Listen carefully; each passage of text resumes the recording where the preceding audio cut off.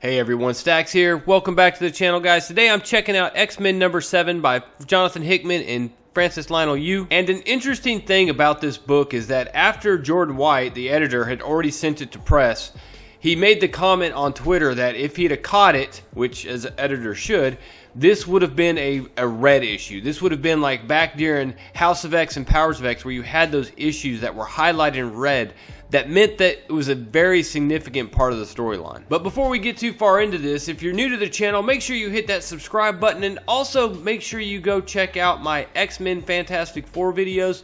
You can go over to those videos, check them out, and find all the details on winning that entire series once it's completed. And before we get started though, I do have to say that this book has a lot of meat on the bone, and this review is gonna probably be kind of long. And the reason that is because this issue brings up a lot of moral, ethical, and theological issues that are really deep. Anyways, guys, let's get into this. The book starts with Arrow, which is Melody Guthrie, coming out of her bedroom into the dining area, and she's met by the entire Guthrie family, including Cannonball, Husk, and Icarus. And all the conversation stops when she walks into the room because they have received word from the council that it's time. And when they inform her it's time, she immediately asks, "Crucible?" And it's a yes, if you want it. Her immediate follow-up question is when, and Husk responds, "Today." From there we go to the Moon and the Summers house, where Cyclops is up getting a cup of coffee and Wolverine is up as well, just sitting there looking out on the Earth from the Moon. And of course they have to have a little bit of discussion about some of the weirdness between Wolverine and Cyclops, but after they get past all that, they start talking about Crucible. And it's obvious that Scott is having some issues with this, so he asks Wolverine if he's going, and Wolverine tells him, "No, I'm not." And he follows up with, "Well, do you think it's wrong?" And Scott ends up calling this a cop-out, but Wolverine's reply is saying, "Look, I didn't say that, but even if I felt that way, it ain't our choice to make, is it?" And what Wolverine does is basically puts it back on the council, saying that, they had a decision to make, they made it, and whether we like it or not, it's not up to us. But Scott keeps asking questions and makes the comment that, look, we never had a problem making judgment calls in the past or deciding what's right and what's wrong. And Logan comes back and says, "Yeah, but I'm not sure that that's something we should hang our hat on, Slim." And he finally comes out, Logan that is, he comes out and says, "Look, there was no getting around this problem. This was going to be an issue, and it was going to get an answer one way or another. But if you're looking for absolution here, man, maybe you need to go find a priest." And at that point, Scott stands up, heads through a portal to Krakoa, and is off to meet Kurt. But when he's on his way, he actually walks by Cypher and Krakoa sitting there having a conversation, and who should be there but Warlock. Well, Scott turns around to walk off, and then it dawns on him, what the heck? He turns around, and he's not there anymore. But instead, Cypher's arm has turned back to that techno-organic look. And where before Krakoa his presence was on this tree, it's not there anymore. So in a half saving face and half finding out what's going on, he asks if you've seen Kurt around, and Cypher sends him up to the perch, where he tells him that's where he spends most of his day. Once Scott is up there, him and Kurt begin talking, and Kurt points out this forked tower that is in the distance. And obviously this big glistening tower in the middle of Krakoa is going to draw some interest. But some interesting things about it is it has no entry point. It has no doors. Well, Scott starts talking about it and mentions that, Logan told him somebody tried to cut their way in there, and Kurt quickly jumps in and says, "It was him." He's like, "Yeah, of course it was him." But we find out that basically as soon as Wolverine would try to cut into this thing, it would heal itself behind the cut. But them knowing that it was hollow, Kurt made one of those leaps of faith, and he teleported to inside of this structure. And what he describes as when he was younger, if he could have thought of a place and designed it of something that had absolutely everything, something that he would truly call home, that this was it. It was perfect. And not only that, it was like the island had made this structure, this home, just for him. And when Kurt looks at Scott and says, "Doesn't that make the hair on your arm stand up?" Scott comes back with like, "Look, I learned a long time ago not to go looking for the cracks in the foundation. You enjoy what you have because those things in life, they're fleeting." And Kurt quickly responds, "Ah, in the land of blind faith, the one-eyed man is king." But Scott also asks him, like, look, that's fair, but if it's so perfect, why are you here instead of there? And Kurt's like, I can't, here I can breathe, I can think, which is really good because Krakoa, it's asking a lot of hard questions of me these days. Every day there's some new amazing something to believe in, and all it costs is a suspension of everything that I used to believe. Speaking of, Crucible is today. And Scott admits to him, this is exactly why I came and talked to you. And Kurt looks at him and says, you're struggling with it. And says, yes, aren't you? Of course, Kurt's like, how could I not be? Are we really going to sit around and just watch a mutant die? From there we jump to Exodus, who, it's nice to see him, but apparently he's taken up the role of youth guidance counselor or youth pastor or something. And he's out having a bonfire, hanging out with some kids, talking to them about what exactly Crucible is. And what Crucible is it's an attempt to right the wrong that was committed by the Scarlet Witch when she whispered those famous words, no more mutants, and just ripped the mutant powers away from millions and millions of mutants. And from a mutant point of view, this is the equivalent of having been sentenced to being trapped into a body that was a prison. To be born with these extraordinary wonders and gifts and to have them stolen from you. Just because someone, not a judge, not anything, looked down upon mutant kind and said, this is the right thing to do, they're too dangerous. That's basically dealing with the why of the Crucible. But the how of the Crucible basically goes back that because of the gift that the Five have given mutant kind, they're able to hold this rite of passage, this Crucible, if you will, that if you pass it, you are able to be resurrected and have those powers returned to you. But a large part of this is proving that you are worthy, that you are fit to wield those powers, that you're deserving of them. And we all know who is at the core of that kind of talk. And with that, we're in the Crucible. And you have Arrow there. She's standing before Apocalypse. And he looks down with her and says, look around you, child. Are you filled with envy? She just replies, yes. And he looks down at her and asks, what's your name? She looks up and says, Arrow. He's, no. Arrow is a mutant name. I see no mutant standing before me. Perhaps you were born a mutant, but the humans stole that from you. And now, in all the ways that matter, you are as they are, aren't you?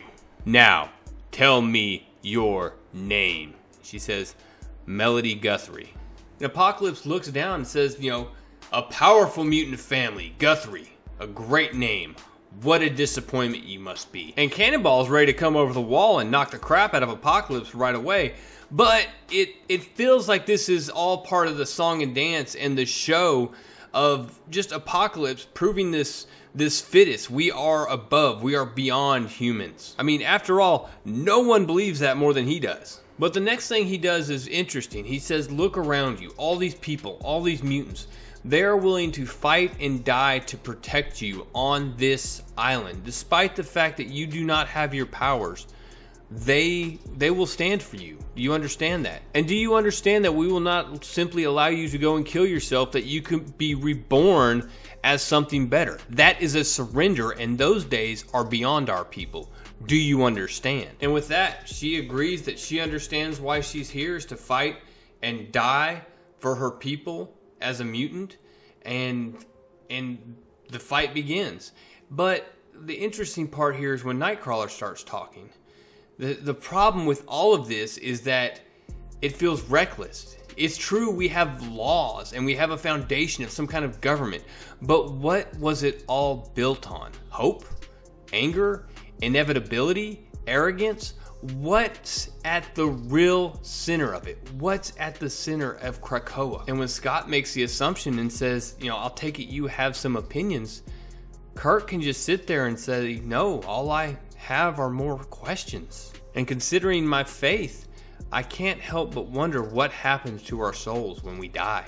Do they linger waiting for eternity, or do they return to their mortal vessel when that vessel is reborn, as you and I recently were? Am I really me? Are you really you? And Scott says, this is the most I've felt like myself in years. If this is wrong, I don't want to be right. And Kurt, he says he understands, but still, I have these questions. Think about it. Mortality. If one cannot die, if one is immortal, then what lure is eternity? Why seek heaven if we can, for all time, do God's good work here in the living world? Is our true cross now the burden of creating heaven on earth? Such questions. I could continue for days, but consider the small cracks already spidering through the foundation of this society we're building. Then he asks Scott, have you heard about the wills? And what mutants are starting to do is they're asking to be resurrected in other people's bodies with other people's power sets. And of course, this just leads down a whole plethora of questions. Well, why not go ahead and combine 2 or 3 and basically do the chimeras? And it's going to be problematic going forward, and that's the point that Kurt is making.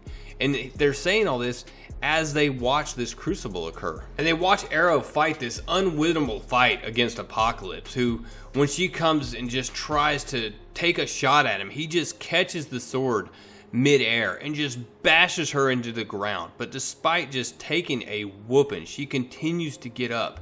And he looks down upon her and tells her to accept this gift, for she has earned it.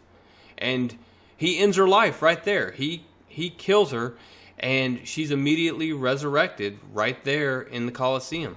And with her emerging, with all this happening right before Kurt's eyes, him and Scott are sitting there asking the questions. He's like, this is beautiful, but it raises so many questions. And Arrow walks up and tells Apocalypse, I'm back whole, thank you. And Apocalypse looks down on her and says, I deserve no credit for revealing what was already there, what was always there. That victory that is yours and yours alone. All that is left for you to do is to claim it. And she sits there, she rises up above everyone else, and the sky hits her, and she has her powers back. And that's when Kurt, watching all this happen, he says, I think I need to start a mutant religion. And let me just say, from sitting in his shoes, watching all this happen around him as a Christian, it would be hard. You would have some serious questions you would have to ask yourself. And he's doing it. I see where he's coming from on this. He does need to try to address some of these questions, but it's going to take a whole lot of work to try to do that. Now, granted, a lot of teachings from Christianity, which I'm going from Kurt's angle here, is a lot of this stuff can still be, implemented. You're getting into the, you can still die. You can still choose to die and not be resurrected. You can, get a DNR, do not resuscitate, and eventually go on to heaven. Now, you can say that, well, my role here on earth is not done, or you have specific goals you feel like you need to accomplish, as long as those goals line up with what you believe is your, God-destined,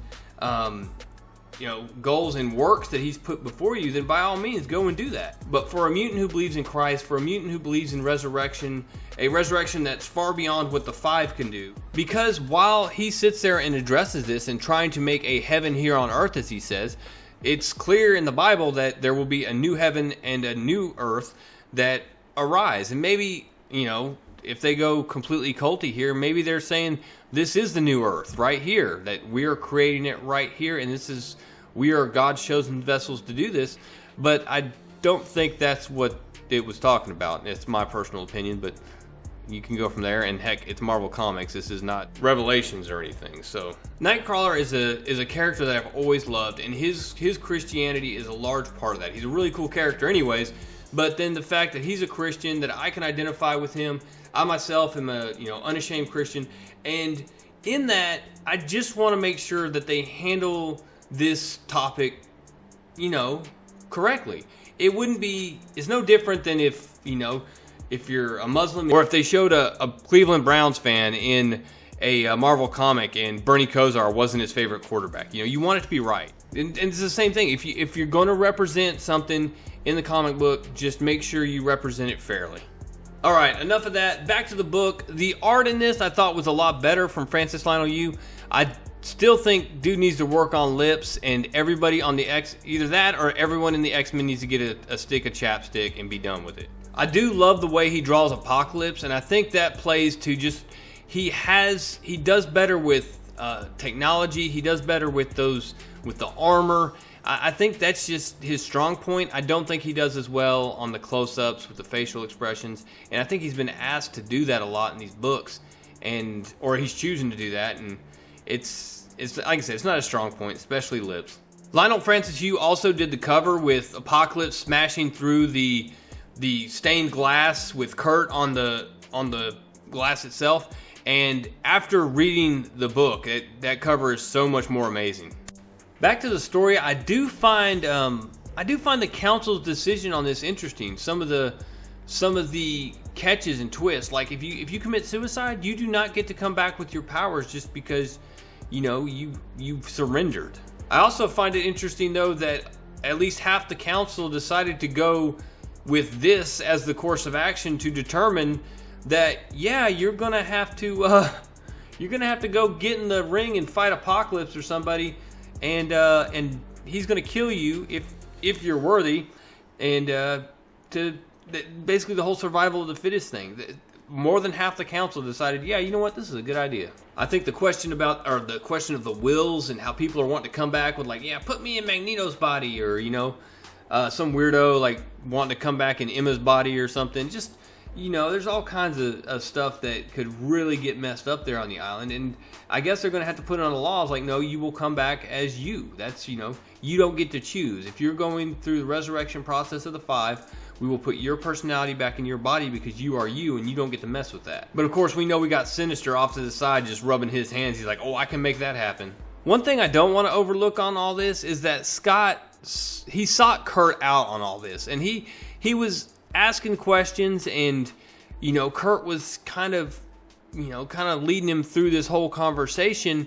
But this all started with Scott thinking, man, this isn't right, and I think Kurt's going to put some seeds in there with Scott that are really going to make him think going forward as to what are we really doing here on Krakoa.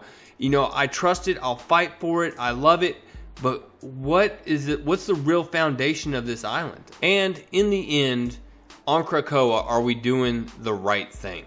Anyways, guys, that wraps it up. I'm going to have my X-Men Fantastic Four video out. Should be Friday. So make sure you hit the bell for hit subscribe and then hit the bell for notifications. So as soon as that pops up, you get the notification. You can check it out.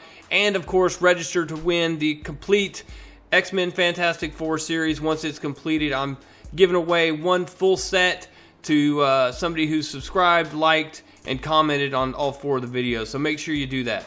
I don't want to make a habit of pointing this out on the videos, but I did set up a Patreon. The Patreon is basically to support this channel as far as equipment, and it also all goes back into comic books and giveaways and different stuff for the channel. So I highly encourage you, if you want to support the channel, great way to do it. I appreciate everyone who's taken the time to do that already. I love my comment section. It's one of the funnest things I get to do through the day is just checking comments off as they come in, and it's amazing. I learned a ton, and fortunately for me, you guys show a lot of grace when I screw something up. So anyways, guys, subscribe, bell, notifications, like, comment, tell me what you think, and guys, have a great weekend. Real Comic Stacks out.